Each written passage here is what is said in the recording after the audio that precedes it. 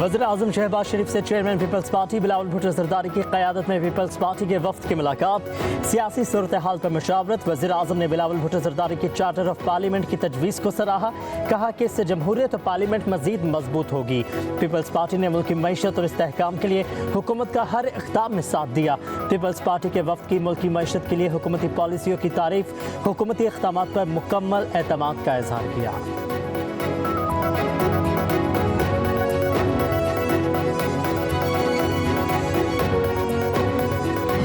हम भूल जाएं कि माजी में क्या हुआ। हमारी लीडरशिप आपस में बैठे ना बैठे, मगर क्या हम पार्लियामेंटेरियंस पार्लियामेंट की खातिर, बेहतरी की खातिर, क्या हम कोई चार्टर ऑफ पार्लियामेंट नहीं साइन कर सकते? क्या हम लोग इकट्ठे बैठ के नहीं कर सकते? क्या हम लोग बेहतरी की तरफ नहीं जा सकते? हम लोगों के हुकूक की बात करें, हम इश्यूज़ की बात करें। मैं तो ये यकीन रखता हूँ कि आपने जो बाहर जाके बात करनी उसके बजाय यहाँ करें, मगर जो किताब कहती है, कॉन्स्टिट्यूशन कहती है, रूल्स कहती हैं, उसके दायरे में रह के करें। तो फिर तो कोई वजह नहीं है। आप गवर्नमेंट को के इश्यूज़ पे करें, गवर्नमेंट की परफॉर्मेंस पे करें, ज़रूर करें। ज़ातियात से हम निकल जाएँ। पाकिस्तान तहरीक इंसाफ के गिरफ्तार मेंबरान असम्बली के प्रोडक्शन ऑर्डर जारी। बैरिस्टर गौहर ने तस्दीक कर दी। पार्लियामेंट हाउस से अरकान पार्लियामेंट की गिरफ्तारी पर स्पीकर कौमी असम्बली ने 4 रुकनी फैक्ट फाइंडिंग कमेटी कायम कर दी। Additional secretary Iftikhar Ahmed convener होंगे। दूसरी जानिब स्पीकर एयाज सादी की कौमी असम्बली की चार्टर ऑफ पार्लियामेंट की तजवीज़। कहा कि भूल जाए माजी में क्या हुआ, क़यादत बैठे ना बैठे, क्या हम मिसाक पार्लियामेंट पर दस्तखत नहीं कर सकते?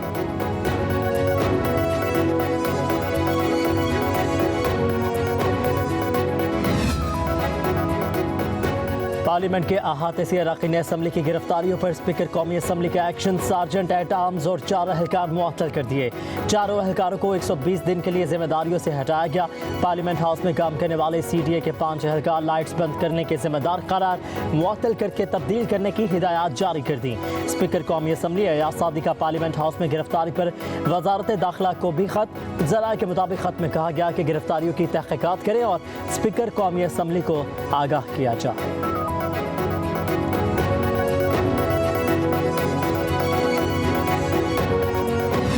इस मुल्क में हम सियासत करते आ रहे हैं, हमने सियासत को एक गाली बना दी। चीफ मिनिस्टर साहब की जिम्मेदारी ये है कि जलसा में खड़ा होकर मीडिया को गाली दे, तो फिर वो अपने सूबे के अवाम के मसाइल हल नहीं कर रहे जनाब स्पीकर, वो अपने सियासत चमका रहे हैं। हुकूमत का काम सिर्फ कि आज हमें किसको बंद करना है। खान ने हमसे ये किया था, माहौल खराब किया था, तो इसके जवाब में पत्थर का जवाब पत्थर से, ईंट का जवाब ईंट से देंगे। तो एक दिन के लिए आप लोग खुश होंगे, लेकिन कल मैं और आप उसी जेल में होंगे।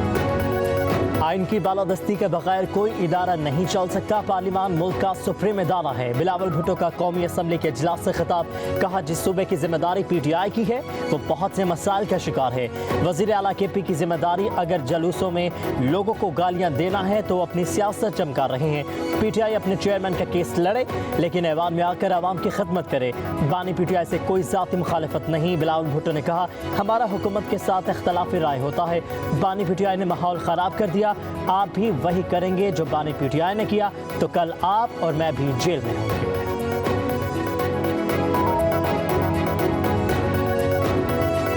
हमारे 10 MNA साहिबान को जिस अंदाज से उठाया गया है, ये हिस्ट्री में याद रखा जाएगा। नकाबपोश आए, हर दरवाज़ा खोला गया है, वो चाबियां किसके पास थी?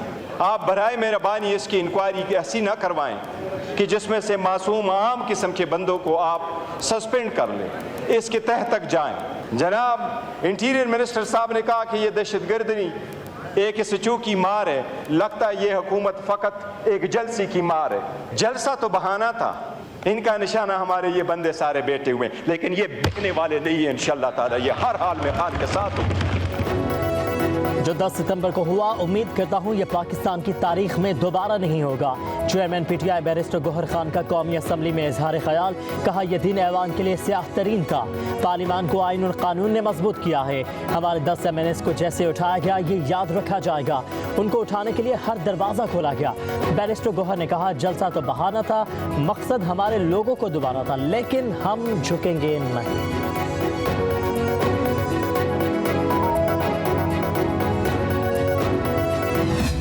हुए चीफ मिनिस्टर केपी ने इस्तेमाल की, अगर वो लैंग्वेज इस्तेमाल ना की होती तो ये वाकया ना होता। जब आप हदूद क्रॉस करते हैं, फेडरेशन को चैलेंज करते हैं कि आप लश्कर लेके आएंगे, पंजाब के पे हमला आवर होंगे, बारात लेके जाएंगे नाम लेके मरियम नवाज का, ये इस किस्म की बातें जो हैं ये खुदकुशी के मुतरादिफ हैं।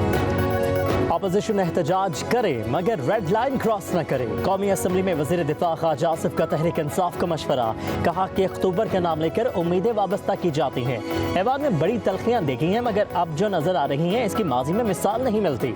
आसिफ जरदारी 11 साल जेल में रहे। स्पीकर साहब कोई रास्ता निकाले कि ऐवान को फाल किया जाए।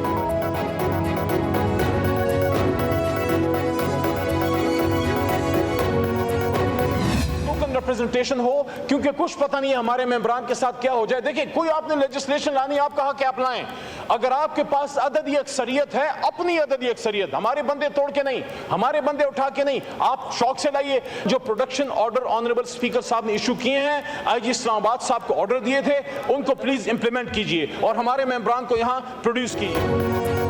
कुछ पता नहीं हमारे उठाए गए मेंबरान के साथ क्या हो जाए। पीटीआई रहनुमा अली मोहम्मद खान का कौमी असम्बली में इज़हार ख्याल, कहा कि हुकूमत ने कानून साजी करनी है तो करे, इनके पास अददी अक्सरियत है तो हमारे बंदे तोड़कर तादाद पूरी ना करें। स्पीकर असम्बली के प्रोडक्शन ऑर्डर जारी करने के अहकाम पर अमल दरामद होना चाहिए। दूसरी तरफ वज़ीर इत्तलात अता तारर ने कहा कुछ सबूत सामने आए हैं कि ऐवान के अंदर से किसी को नहीं उठाया गया। स्पीकर ऑफिस में वो रिकॉर्ड मौजूद है।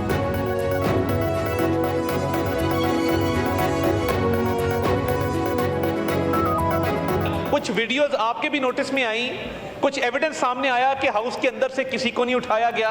ये एविडेंस सामने आया, सुन लें, वो तहकीक कर लें। 9 सितंबर का दिन जमहूरियत के खिलाफ एक अटैक था, जिस वक्त आपके निकाब पोश लोग उन्होंने पार्लियामेंट पे हमला किया और वहां से आइन और कानून की धज्जियां उड़ाई और वहाँ से MNAs को अरेस्ट करके ले गए और पुलिस जो है वहाँ पे खड़ी थी और अभी सारे कह रहे हैं कि जी हमें नहीं पता।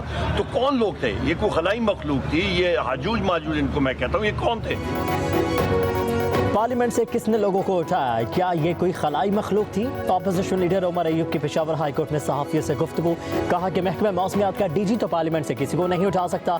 दलेराना अंदाज में लोगों को जबरी तौर पर गुमशुदा किया। जमहूरियत में ये चीज़ नहीं चल सकती। उमर अयूब ने कहा कि हमारे खिलाफ फ्लैग ऑपरेशन किया जा रहा है, बस हो गई है, अब जिम्मेदारों के खिलाफ कार्रवाई होनी चाहिए। मुकदमात दर्ज करके इन्हें कैफरे किरदार तक पहुँचाया जाए। हमारे कारकुनों के खिलाफ जाली मुकदमे बनाए जा रहे हैं।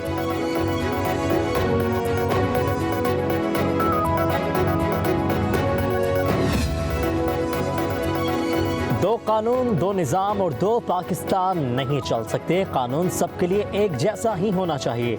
वज़ीर आला खैबर पख्तूनख्वा अली अमीन गंडापुर का वकला से खिताब, कहा कि हम नफरतें पैदा नहीं करना चाहते मगर अपने हक, इंसाफ और हक़ीक़ी आज़ादी के लिए बात करना तर्क नहीं करेंगे।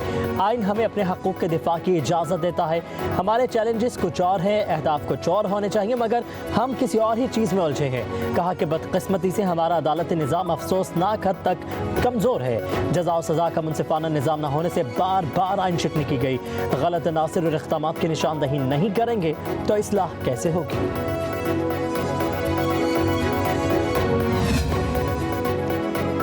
अपोजिशन का हिस्सा हैं और रहेंगे। मौलाना फजलुर रहमान ने वाज़ेह कर दिया। सरबराह JUI से साबिक वफाकी वज़ीर मोहम्मद अली दुरानी की मुलाकात। मौलाना फजलुर रहमान ने कहा कि आइन और जमहूरियत से मुतसादिम कानून साजी में हुकूमत किसी अपोजिशन जमात की हिमायत नहीं ले सकेगी। हुकूमती वजूद और इसके इक़दामात अवामी मफादात से मुतसादिम है। ऐसी हुकूमत के साथ जाना अवाम के ग़ज़ो ग़ज़ब को दावत देने के बराबर होगा। कहा कि हमें सिर्फ वो अख्तियार चाहिए जो अवाम ने दिया हो, किसी को मैंडेट चोरी नहीं करने देंगे।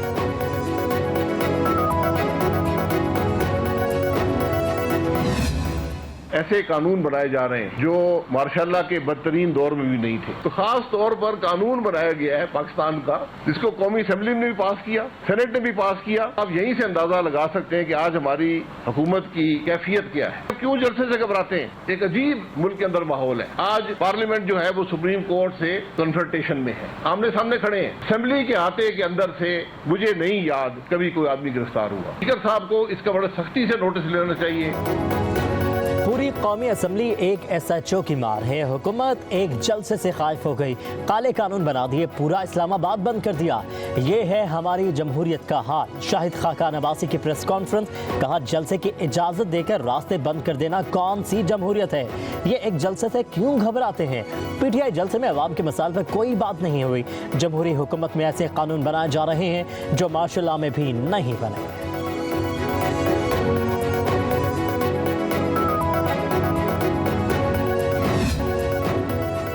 वज़ीर-ए-आज़म से नॉर्वे में पाकिस्तान की नुमाइंदगी करते हुए सिल्वर मेडल जीतने वाली स्ट्रीट चाइल्ड फुटबॉल टीम की मुलाकात। शहबाज शरीफ ने खिलाड़ियों के जज्बे और कामयाबी को सराहा। कहा कि आप सब खिलाड़ी पाकिस्तान के दरख्शा सितारे हैं। आपकी बेहतरीन कारकर्दगी इस बात की गवाह है कि पाकिस्तानी नौजवानों को मौका मिले तो वो पूरी दुनिया में अपनी सलाहियतों का लोहा मनवाते हैं। पाकिस्तान में फुटबॉल की तरक्की के लिए हर मुमकिन इक़दाम करेंगे। वज़ीर-ए-आज़म से मिक्स मार्शल आर्ट्स फेडरेशन के अहदेदारान और खिलाड़ियों की भी मुलाकात हुई। वज़ीर-ए-आज़म ने कहा कि international mix martial arts federation Asian championship में पाकिस्तान के खिलाड़ियों ने 12 गोल्ड मेडल जीतकर मुल्क कौम का सर फख्र से बुलंद कर दिया।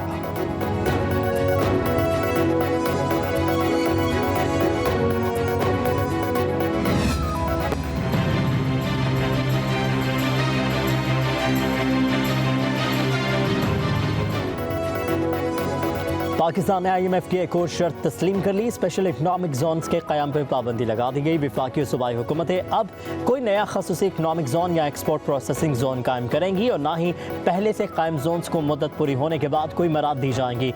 गुज़श्ता माली साल के दौरान हुकूमत ने स्पेशल इकनॉमिक जोन्स को 7 अरब रुपए की मराद दी थी।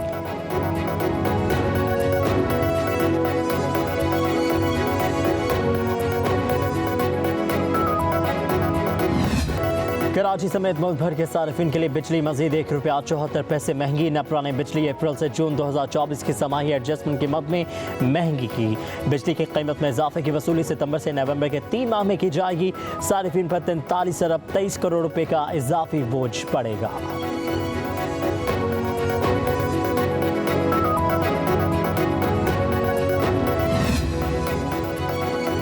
वफाकी हुकूमत ने रिटायर्ड सरकारी मुलाजमिन की वफात के बाद फैमिली पेंशन की मुद्दत 10 साल मुकर्रर कर दी। ज़राए के मुताबिक वफात पाने वाले रिटायर्ड मुलाजिम की फैमिली पेंशन का हकदार बच्चा माजूर होने की सूरत में ताहयात पेंशन वसूल करेगा। पे एंड पेंशन कमीशन 2020 की सिफारिशात पर तरमीम के बाद शोहदा की फैमिली पेंशन की मियाद 25 साल कर दी गई।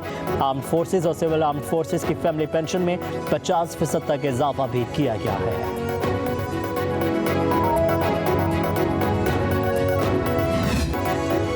लाहौर हाईकोर्ट ने डिफेंस कार हादसे के मुल्जिम अफनान की दरखास्त जमानत मंजूर कर ली। जस्टिस शहबाज रिजवी की सरबराही में 2 रुकनी बेंच ने दरखास्त पर महफूज फैसला सुनाया। मुल्जिम के वकील का मौक़िफ़ था, तफ्तीश में मुद्दई के इल्ज़ामात साबित नहीं हुए। इस वक़्वे की जियो फेंसिंग करवाई गई। जिन गवाहों को शामिल किया गया वो मौका पर मौजूद नहीं थे। चालान में मुल्जिम को कम उम्र लिखा गया है। कार हादसे में शिकायत कुनिंदा की 45 साल बीवी रुखसाना बीबी, 25 साल बेटा हसनैन, 23 साल बहू आयशा, 30 साल दामाद सज्जाद, 4 माह का पोता हुज़ैफा और 4 साल नवासी अनाया जा बहक हो गए थे।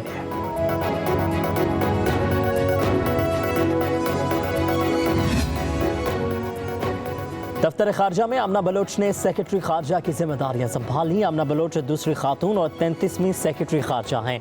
इससे कबल तहमीना जंजवाल सेक्रेटरी खारजा के अहदे पर फाइज रह चुकी हैं। आमना बलोच इससे कबल भी बैरून ममालिक में पाकिस्तानी मिशंस में अहम अहदों पर फाइज रह चुकी हैं। उन्होंने चीन में बतौर काउंसिल जनरल और मलेशिया में हाई कमिश्नर की जिम्मेदारियां भी निभाई हैं।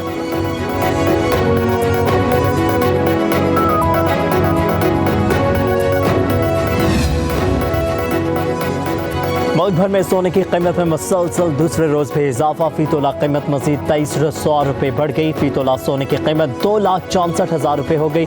10 ग्राम सोना की 2,26,333 रुपये में फरोख्त।